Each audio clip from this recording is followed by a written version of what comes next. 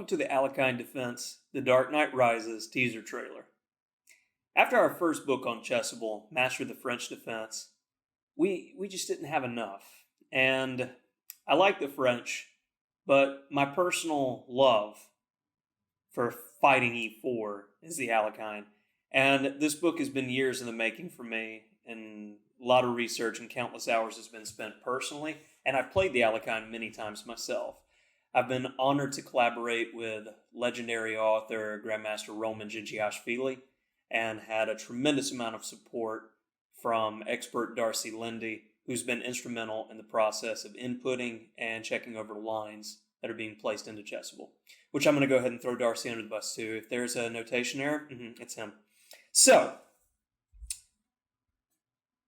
this is from the guys who your mom warned you about. And got to tell you right now, one of these ideas came to my mind. If I was doing a description of the book, it's a great description. We're warned, don't get into cars with strangers.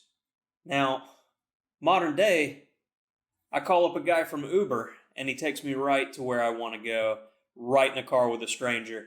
Now, we've been warned throughout times, don't do gimmicks. And I mean, one of my great teachers that I had growing up, Grandmaster Gregory Serper, he's like, be wary of books that have titles like Winning With and Sparkles and, fireworks to get your attention. Everything that we've done is checked over, and I would say comparatively to the big four defenses to e4, symmetrical king pawn, Sicilian, French, and Caro-Kann, the thing about those openings, they're hammered to death, and the sidelines, white gets equality. And many of the sidelines of the Alekhine, black's better. So that's one of the things that stuck out to me. So let's jump right in to some of our theory here, which comes directly from the text. Let's have some fun with it. Now, we don't just go over the major lines. We will go over the sidelines as well, going over your 2d3s, even 2f3s. We're going to go over these with you guys today. Now, one of the first things was I wanted to try to make d5 work across the text. But in these early lines, a lot of them didn't, so that's going to be one of those memory markers for you. Now, after knight d2, you do have transpositional possibilities. If you have an anti-lines here, Queen's Gambit player, you can play e6 here and transpose, which we have some recommendations from our French text if you're interested.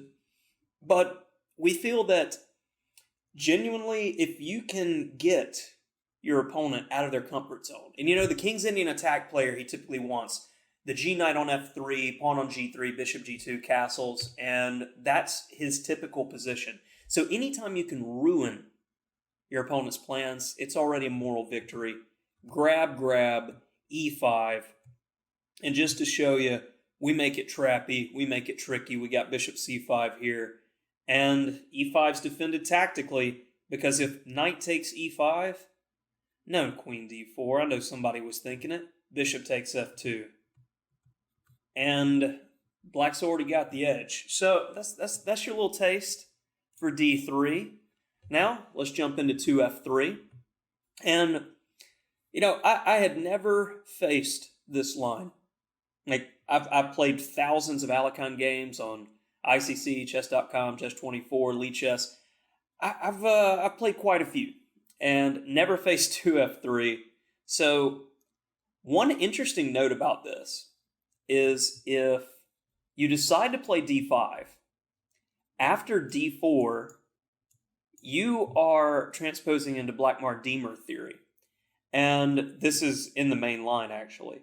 So rather than go into some sort of theoretical battle with an opening that is objectively aggressive for white, may not be the best, but may not be your cup of tea to face, d5 is not necessary here. We simply go with e5, and we're going to get a colors reverse king pawn position. And this is one of the lines that we found with this wonderful move, knight h5 here. We're just not wasting any time. We're taking the initiative and we're taking it to him. Very Fischer-like. And, of course, We've got some notes on Fischer and his use of the Alekhine throughout the text. Knight takes, queen check, and already black's got that edge. So, jumping in, let's keep going. So, what about queen e2? Again, only way to stop e5, the queen's misplaced on e2. What about f4?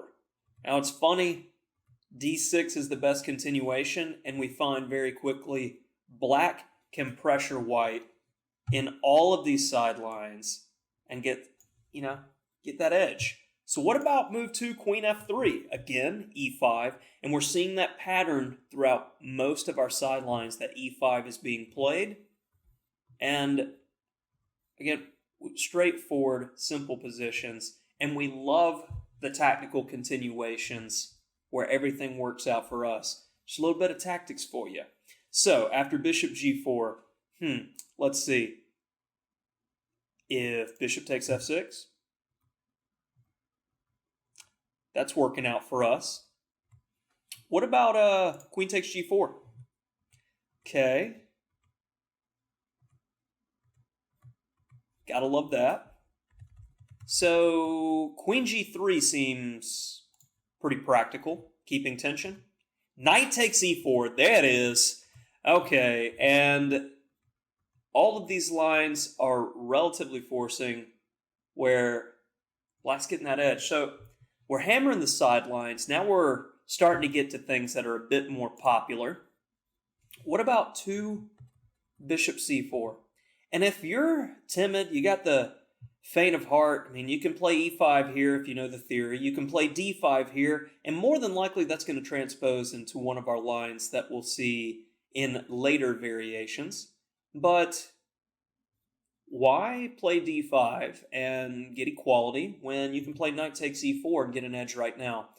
White feels like he's getting this moral victory by taking you out of your comfort zone, giving you the bishop pair and a better position.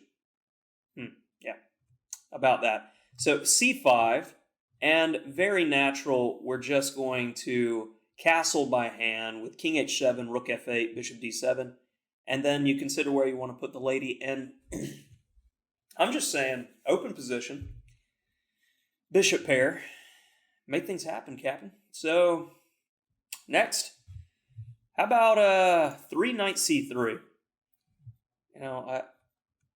I personally messed this one up a lot until doing this book. So knight c3, your main memory marker right here is you're going to play differently based off of how he takes. So I love to throw out memory markers throughout the text because that really helps the student make sure that you're not confusing similar lines. So, for instance, if d takes c3, the e5 pawn isn't going to be supported with the d4 pawn push with the creation of a chain, whereas b takes c3 is. And much like in the French defense, when we see b takes c3, you want to play d5 and then start clipping away at the center. And we see this type of variation evolve where it's a fixed French defense. It's awesome. After doing a text on the French, we figure out all these ways to get a better version.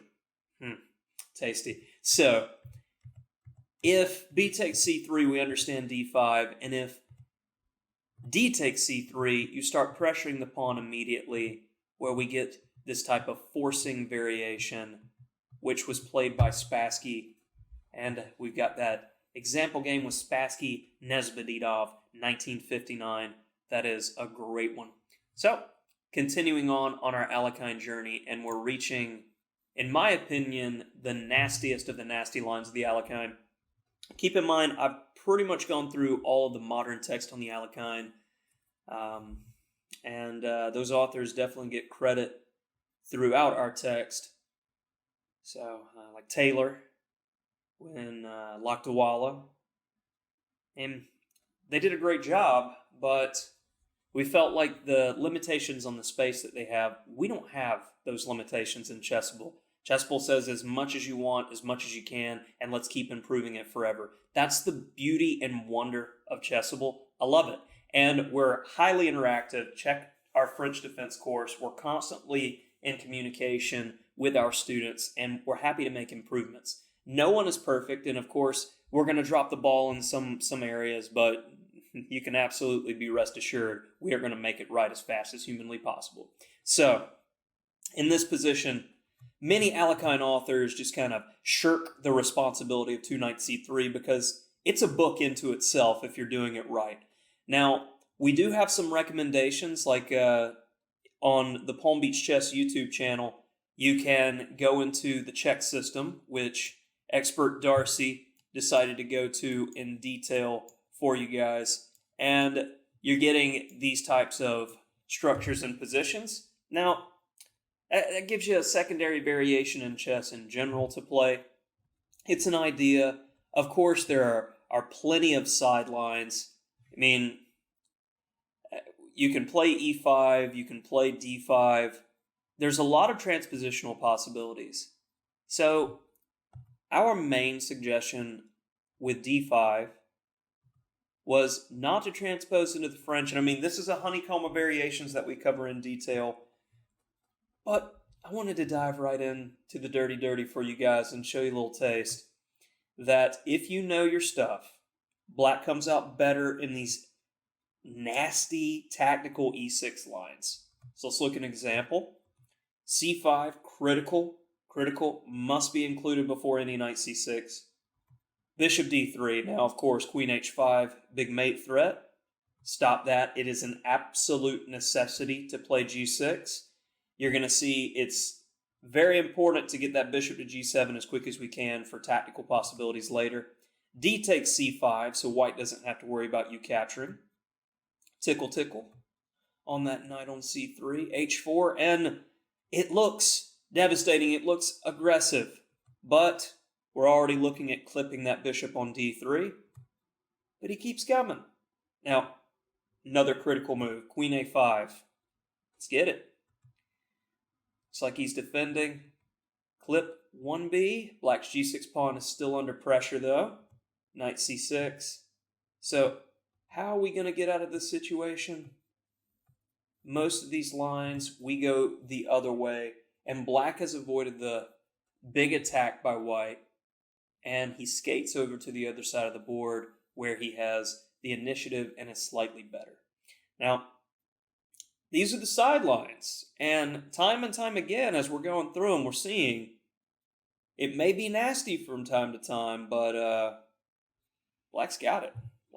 So what about move 4, c5? We dub this the overzealous c5. This is one of my favorite variations to see as an Alekhine player because we hammer it, okay? Knight d5.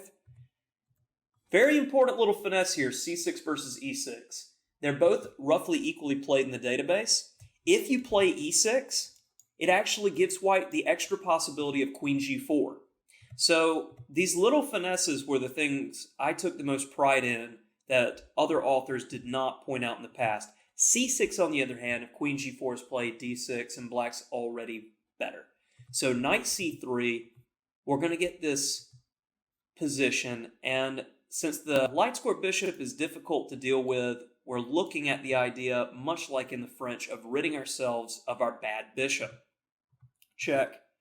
And as we see, bishop a6, f6, and you have all the breaks, all the fun.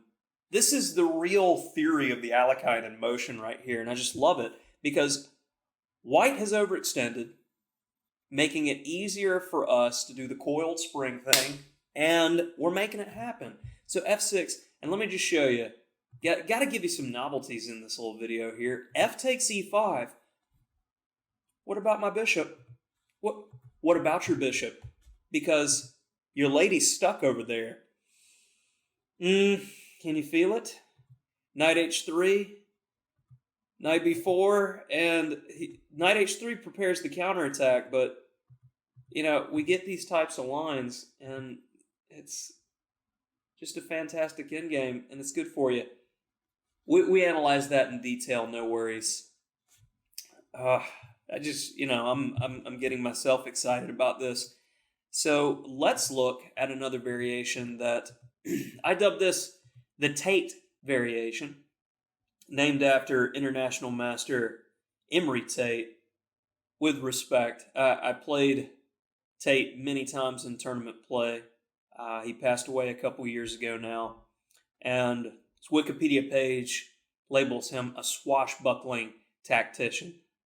I completely agree, and Tate, after a5, loved to play the move rook a3, where we see these kind of positions to where he's got a rook on g3. This type of creativity Tate was known for, and in honor of his memory, I decided to go ahead and put that label. So after a4, we have a path that has not been beaten to death, d5, where we get these kind of interesting positions that all work out, and you're looking to increase pressure on c5. And, I like the novel positions. That's, it takes your opponent by surprise as well as it gets things going. Let's look at one of those variations that made me go, whew, is the Alekhine a good opening? It is. It is. So the exchange variation and the classical variation are the two by far most popular variations. And no worries, we've got different flavors for you. We've recommended in the text E takes d6, and my personal favorite, the dirty C takes d6. Let me go ahead and hit you with another novelty. Now, after bishop g3, rook c1, white has the ideal setup, and this scores very, very well for white. I don't feel that other authors have done it justice, but when you check the database, we are recommending the move that scores best, and it is a personal choice of Grandmaster Hikaru Nakamura, one of our Alekhine champions, bishop f5. And we've got a great example game for you with the videos, which is Andrews Nakamura 2007.